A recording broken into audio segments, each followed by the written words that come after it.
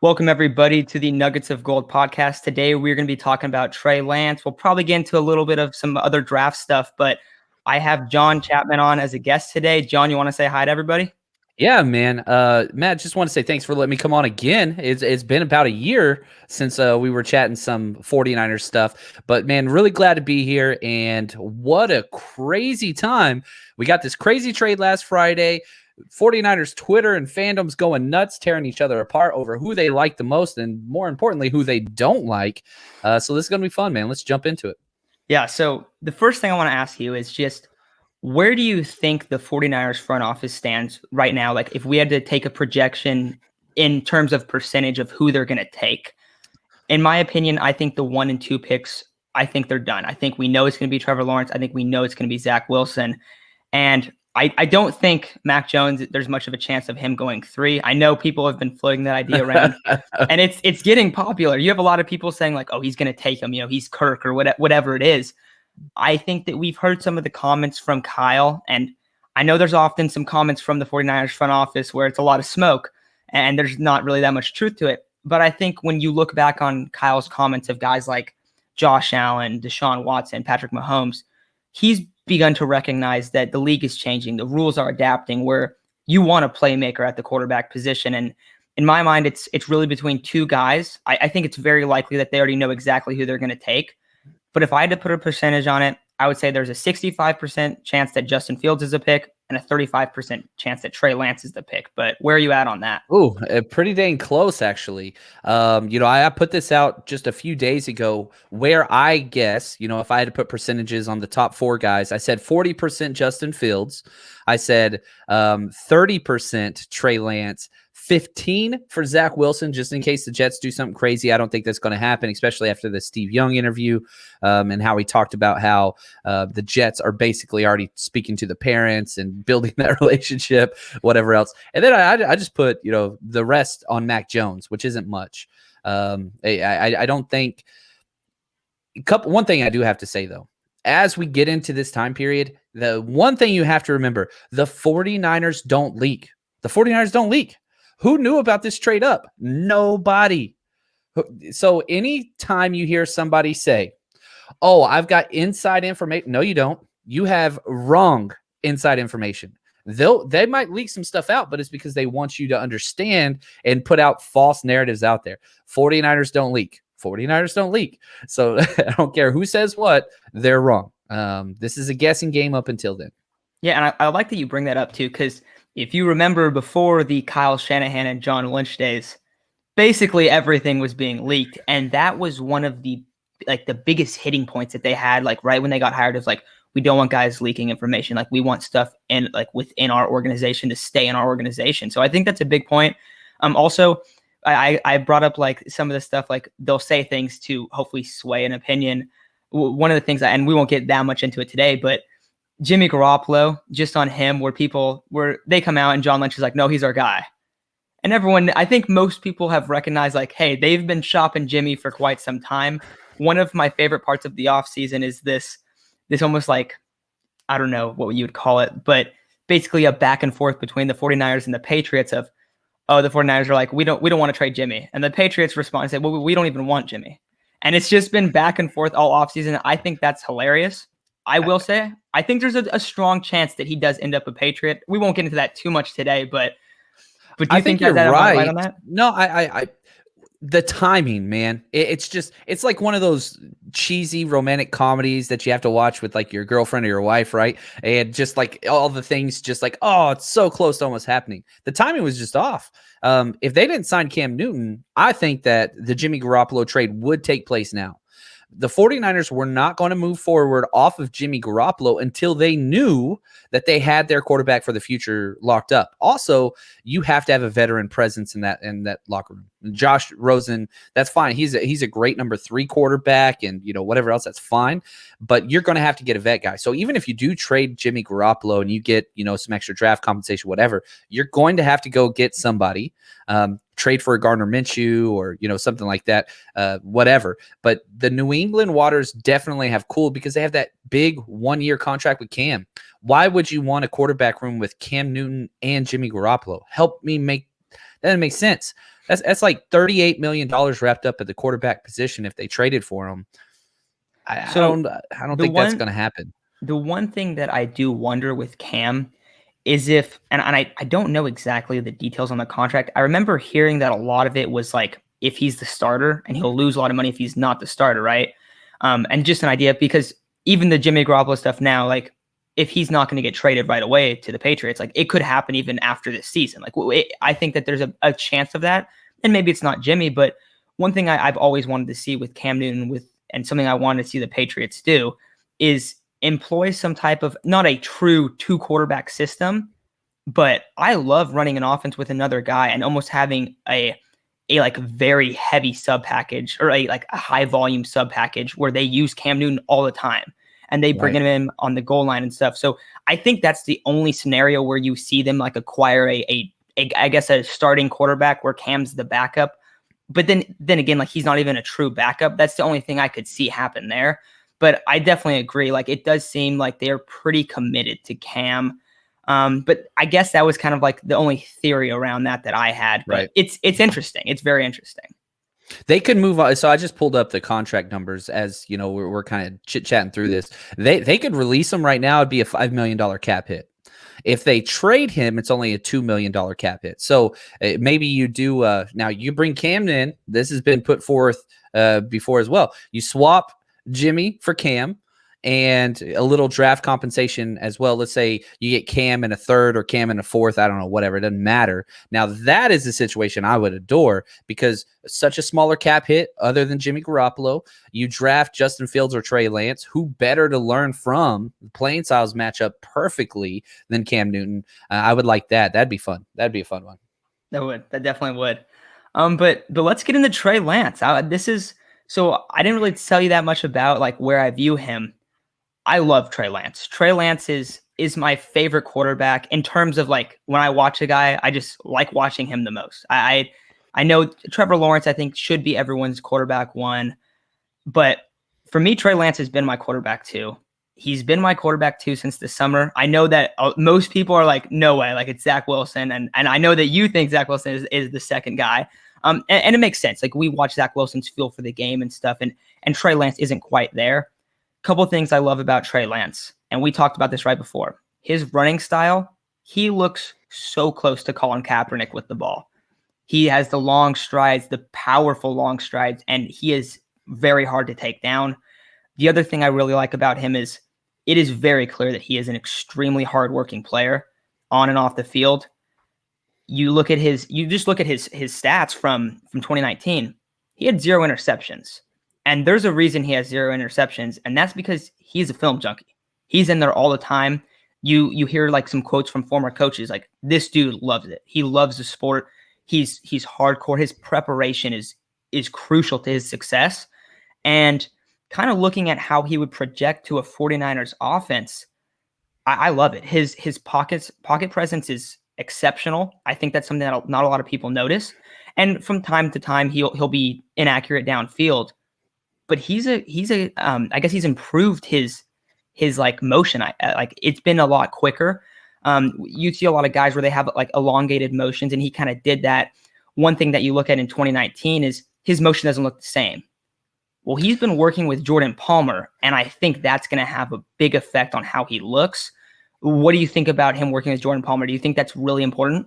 Oh, it's huge. You look at Jordan Palmer working with guys like Josh Allen, credits a lot of his success to Jordan Palmer. And I think that the prototype that you look for at the quarterback position, you want that transfer. Josh Allen, their play styles are similar. Their body types are similar. A lot of similarities, small school, somewhat rough accuracy issues at time, whatever else. But whatever concerns you had about Josh Allen, those don't necessarily apply to Trey Lance as much because he's so clean. He didn't have all those turnover plays and a negative touchdown to interception ratio. He had no interceptions. He had none.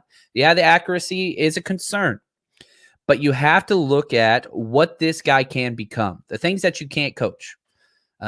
Pocket presence. Like you said, it's elite. He is the best in this draft class. Pocket presence. It's so good. Mobility, check. The throwing motion, you're correct. Sometimes he does do a little bit of a windup where he dips the ball below the elbow. Not too bad though. I don't say that he has a quote unquote quick release. Nothing like Jimmy Garoppolo probably has one of the quickest releases in the NFL. He's not that term, but he's close to average with the release time. Now you go to the pro day after he's been working all year, as you said, a lot of that was cleaned up. And so the release at the pro day was just like, whoa, all right, because he's got the strongest arm in the draft. Stronger than Justin Fields, stronger than Trevor Lawrence. He's got the strongest arm. And whenever you're throwing the ball and you watch the ball come out of his hand, he has the tightest spiral. I've gone through every single game this kid has played at the collegiate level, 17 starts, everything I can get my hands on, which is hard to do at the FCS level. But I haven't found one duck, not one. Every single ball, it's like a freaking cannon, and it's just one of those tight spirals where you can hear it whistling through the air. You're just watching the film, and you're just like, damn, that ball is ripping out of his arms every single time. Now, the one thing I will say about that, he does have to work on his touch. He has touch. You don't see it a lot on the film, though. Yeah, the consistency of the touch is the issue, because Right. there's some throws that you'll see where he's sitting in the pocket and he'll step up, or he'll move to the side, and you brought the pocket presence. You see that all the time, especially when he's going to go downfield, because he'll create some extra time, but then you'll see him sit back and sometimes he'll look downfield and he'll throw a 50-yard pass into double coverage and you'll hit it right in the corner of the pylon. You'll go, well, I've only seen about 2 other quarterbacks make that throw in the last few years, and those 2 guys are Patrick Mahomes and Josh Allen. But then other times you'll see him wind up, there'll be a guy wide open downfield, and he'll miss him by 15 yards.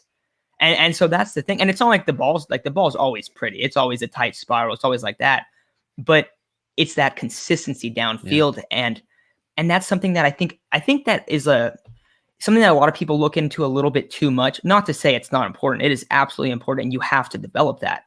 But we've seen guys come into the league like a Josh Allen and not have that downfield accuracy. And what has he done? He's improved every single year. If you can go ahead. I was just going to say, and if you're going to pair whatever quarterback lands with the 49ers, that's the best landing spot in the NFL for a quarterback.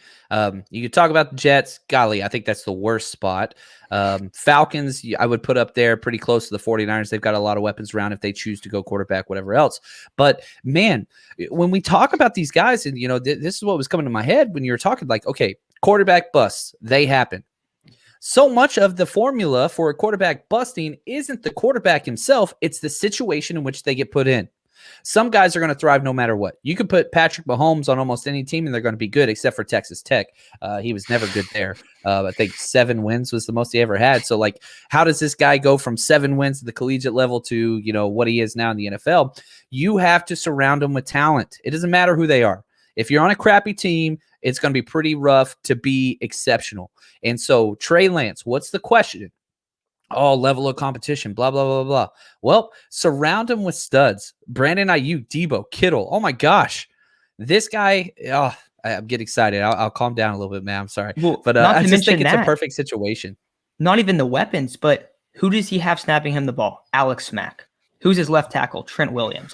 He has veteran players that are going to look at him and they're going to help him. They're going to carry him.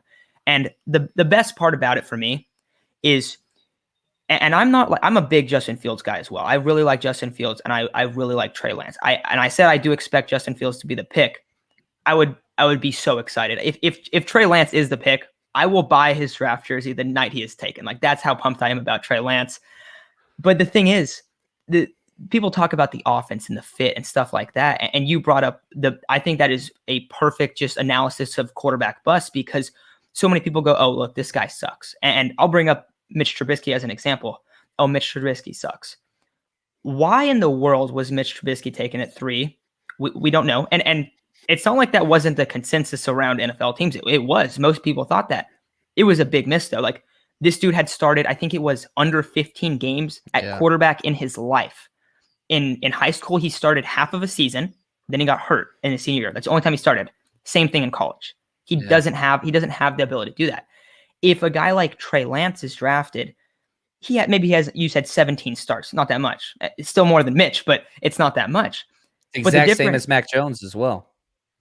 So that's very interesting. Yeah. Because people talk about him as just like a guy that's just going to be a plug and play guy, like, oh, he's going to fill the offense. And I won't diss on Mac Jones. He's a very intelligent player, and you see that on the field. But people act like Trey Lance isn't. And that's the thing that frustrates me. When you look at how he projects into the Kyle Shanahan offense, there's a couple things that are really important, just not from a physical standpoint, but a mental standpoint. Is he tough? He's incredibly tough. He sits in the pocket. He'll get drilled. Now, he'll change up his motion a little bit, and that's that consistency issue, and he has to improve that. But he's not afraid to have, a defensive tackle stunt and then hit him right in the numbers and as he delivers the ball. Like, that's okay. He can do that. He checks the box there, which I'll say we used to see that with Jimmy, and since the knee, you haven't seen that. And that has affected the offense. He shies away in some of those moments. He's not going to do that. He's going to be tough.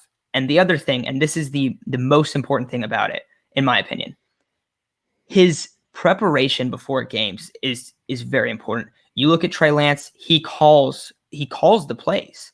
He calls the protection. He changes guys. And you see him, he's going, hey, we need you to come in here, and he'll adjust the play at the line of scrimmage. Most college quarterbacks aren't doing that, and especially not the level at him. And you talk about, oh, he hasn't played against this competition. Well, he's being asked to do so much more than other guys are being asked to do, yet people come at him and say, oh, like he's not going to be able to take a step to the next level. There is the speed element to how much the speed is going to jump at the NFL, but this guy is going to be more prepared than or as prepared as any other guy in the class. And I think that is super important. You look at how Kyle Shanahan works his offense, and everyone always talks about, oh, it's that year 1 to year 2 growth. Well, why is that? Because they get experience in it. He is going to be sitting right with Kyle, sitting right with all those other quarterbacks, and really learning, okay, what do I need to do? Why am I doing this? Why is this important? And I think that's just an aspect of his game that people aren't talking about. Like if he is drafted to the 49ers, he is going to do everything possible to be a superstar player at the next level. And I think that's something that is very, very important. You brought up intelligence, and this guy has it in spades. Graduated high school early so that he could go compete in spring ball. Did that. Graduated college early as well. People don't understand. There was possibility of transferring from North Dakota State in 2020. That was in the cards, but then COVID happened. Right. So then it was just a total mess and whatever. So he was graduating early so that he could do that. But then, it just went to whatever. But super intelligent, as you said, calls all of his own protections, all of the audibles at the line of scrimmage and all those things. This guy, I don't understand how certain narratives get pressed out there without watching film or whatever, but he is the best. He's the best at read progressions. You watch this guy, he reads left to right the entire field, gets through 3 progressions. People say he's a run-first quarterback. Nope, you just assumed that because you saw a rushing play that was a quarterback-design run. Pay attention to the offensive lineman going downfield. That was never a pass. He does run, and that is a positive, but he is not a run-first quarterback by any stretch of the imagination. His read progression is legit. Oh my gosh, it's so good. So many plays when you're watching them. You'll see if you're watching the all 22 coaches film, you see the back end zone view. The camera's right behind his helmet. And so you can see him look to the left, look to the right, look straight ahead, and then make his decision. And he gets through them quick, very, very quick. The intelligence thing, I think, is one thing that people miss. And, man, there's just a lot of preconceived ideas that because he's only started 1 year, whatever else. This kid's 20 years old now. When you see film highlights, he's 18. We've only seen him play at 18. That's it. Sky's the limit for this guy. It's crazy how much, people expect these guys to come out and just look perfect every time. Like, oh, this guy has to look perfect. And so you'll look at a guy, and even people act like Trevor Lawrence looks perfect. Trevor Lawrence throws a lot of interceptions. And I'm not trying to knock on him. I told you, I think he's the quarterback 1. But people expect these guys to come out and look perfect. No. You got to take what are they good at? What do they need work at? How are they going to get better? I think that's the way that quarterback needs to be evaluated better. Also, you're talking about it. The talk about him, oh, he's a running back. Like, you hear that. What? Like, we're looking at him, and he is very clearly a quarterback. One of the things I remember when Russell Wilson was coming out was, wow, like this guy can run really well, but he doesn't even run the ball that much. It's just, I'm going to extend plays around behind the line of scrimmage. Trey Lance does that as well. He's not looking to run. He's going to look to pass the ball until the very last second, until he has to run, until he's forced to run. And there are designed run plays a lot, and he did very, very well. But the only question, I guess, in terms of how is he going to like project in the NFL in terms of how can he read the defenses, how can he go up and analyze them, is how much of the speed in the NFL is going to like be a learning curve for him. Do you think that's going to be a massive learning curve? I think it's good. I do. And I think that's a learning curve for every single quarterback in that transitions to it's a 50% bust rate with first round quarterbacks. Half make it, half don't. And if you look at the successful ones, it's a transition time. It's Alex Smith to Patrick Mahomes. That's what it is. Joe Burrow is great, and he could read defenses very, very well. That's kind of what his strength was. Look how he did his first year in Cincy. Yeah, he balled out. How many wins did he get? Things like that. You need time to sit. You need to. And then you add into that the complexity of Kyle Shanahan offense. You need time to sit. Yeah, I'm not saying the whole season. I'm not saying half the season even, but you look at Justin Herbert, right? He was out 3 to 4 games behind Tyrod Taylor before that freak, whatever injection accident took place, punctured his lung. That is what needs to happen. Baker Mayfield, same thing with Tyrod Taylor again, right? Let them sit. You need time to go through and just understand how things are and see things differently before you get into the fire. And again, one more thing I will add. A lot of people are like, oh, just start the rookie right away. You're picking so high up. We're not the Bengals. We have a championship window open. You don't throw the rookie into the fire. I just don't believe in that. Kyle Shanahan, again, when we traded for Jimmy Garoppolo, who was a veteran, still sat that dude for 5 games. Even though the season was lost, didn't matter. Matt Ryan struggled his first year with Kyle Shanahan, even though he was a seasoned vet. So allow them to marinate, to understand, and to just kind of get some of those things cleaned up and then get there, because that speed is different. It's different.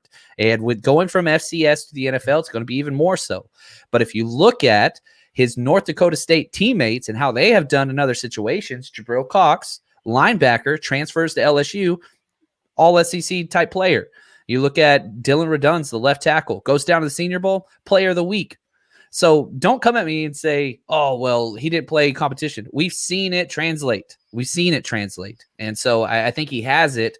Speed will be an issue, but no more than anybody else. I think that's very well said, because maybe like you look, and also a lot of the times when we look at like, okay, who do guys like who do people generally like and then dislike? Like who are for a given person, right? So when I kind of like, we'll talk to a guy and they'll be like, no, I really like Zach Wilson. Like that's my guy, right? And one of the things they'll often say is, I don't like Trey Lance. I don't know why this is, but a lot of people that really like Zach Wilson for some reason don't like Trey Lance. And you ask them why, and they're like, well, level of competition and stuff like that. Why do we expect Zach Wilson to come in and just adjust to this speed immediately? There's no reason to believe that that's not going to be a large learning curve. Justin Fields, his offense, if he goes to the 49ers, is going to be very, very different. It's going to look completely different. That's the biggest jump in style of play, reads, all those things. And you could say, well, Ohio State quarterbacks usually don't have success. All right, that's you could play that game. I think Justin Fields 100% different. They're not even the same playing style as Dwayne Haskins. But, yeah, that is a big jump. And also, back to your level of competition. You look at Zach Wilson versus Power 5 conference teams. He had 5 games in his career. He went 2-3, 5 touchdowns, 4 interceptions. So if you're bringing up the whole competition level, you better have that for Zach Wilson too, because he struggled versus, adequate teams. BYU didn't have a power slate. And this year, Washington, the Huskies, tried to play BYU, and BYU said no. Bothered the heck out of me still to this day, but probably best for Zach Wilson, because if he would have struggled in that game, then who knows? But he did struggle against Coastal Carolina, the best team they played this year, by far his worst game. Not trying to bring down Zach Wilson. I'm just saying people have these ideas that they read on Twitter, and that's what they go to. Oh, I don't like this guy because of that. All right, well, let's look at that. Okay, there's no facts to base this claim on. Okay, cool. Yeah, maintain that and just hold on to that. That'll do you well moving forward. I'll add one other thing, and this isn't about Trey Lance, but one of the other ones I've heard is Justin Fields he is inaccurate. You don't see it. He's the most accurate quarterback, not only by a percentage basis, but when you watch him, he's hitting every throw. He's hitting outside the numbers, inside the numbers, short plays, deep plays, right? Like he's clearly the most accurate quarterback in my mind. And I hear that a lot. I think that's because sometimes he kind of looks funky when he delivers the ball and it takes him a while to set up. But you can't just say, oh, his delivery is funky, therefore he's inaccurate. That's just not true. So I agree with you. These narratives get out and they're just odd. They're very interesting. Yeah. I think if people go and watch Trey Lance and try to go, hey, like, let's just look at him from a skill point standpoint. I understand he isn't playing against high level competition, but he's dominating against these guys that aren't as good. Should he dominate against these guys that aren't that good? Yes, of course. He absolutely should if he's going to be the 3rd overall pick. But he's doing it. That's the part that's important. He's checking the box. Yes, he is dominating. He's going out there playing a full season, throwing 0 interceptions. And that's that's the thing that, like, again, I mean, I love that you bring that point up, man. And not only people say, oh, well, accuracy is the issue. It does no negative plays. Yeah, he misses some throws, but he throws them in a very protective way. If you're wrong, you're never wrong. He's got a cannon. So on those deep throws, they're not being picked off. 28 touchdowns, 0 interceptions. Are you kidding me? Man, I'm with you. And back to your whole thing on accuracy with Justin Fields. That dude, he had an 81% adjusted completion percentage, meaning if you factor out drops, that's just uncanny. So high. Another thing, he had the least amount of yards out of any of the top 4 guys on like screen and plays behind the line of scrimmage. So he is throwing those the least amount of any other player, which means what is Ohio State doing? They're going, hey, we have the most accurate quarterback. What are we going to do? We're going to utilize that. We're going to utilize his skill set. Yet still some people believe he's inaccurate, which will always blow my mind. But the final thing I want to talk about Trey Lance, and then we'll take off here. I've also heard this. It's going to be hard for him to adjust to Kyle's offense. The offense North Dakota State runs is by far the most similar offense to what the 49ers run. We see very few fullbacks and tight ends being utilized like either as end blockers or in the backfield. They use fullbacks. They use tight ends. They use play action bootlegs. Most of their offense is determined on, okay, what are we doing pre-snap? What are we looking around? And if you look into how Kyle Shanahan's offense works, he calls basically every time they call 2 plays. And what Jimmy will do is he'll come up and he'll do like the helmet thing, or he'll do like the arm flap. Can call. Yep. Yeah. And so they'll adjust the play. It is so similar to what the Niners are doing. And that one fascinates me. Like, oh, he's not going to be able to, this offense is like too different. No, the offense is almost the exact same offense that Kyle's running. Like, it is the closest thing. I think for me, when I look at Fields, like, that's one of the big things is like, he's going to have to totally change the way that their offense works. Can he do it? Like, of course, like we're looking at tools. We're looking at how we can develop in an offense. But for Trey Lance, I think that part's just outrageous. It's like, oh, the offense is different. Like, no, if you watch 3 plays, you're going to see like, oh, this looks really similar to what the Niners are doing. Oh, yes. Look, this guy is playing the George Kittle role. Oh, this guy looks like he's playing the Kyle Juszczyk role. It's really odd. And it's funny because, whenever I'm doing my film breakdowns that I do on like Twitter and for Patreon and whatnot for the podcast, so many times whenever I'm doing their game, I'm like, oh, the 49ers run this exact same play. A lot of double pre-snap motion. They'll get 2 guys moved out. They'll do the, play action bootleg, fullback leak out the backside. They do the jet sweeps. It is the most 49er centric or mirrored offense in college football.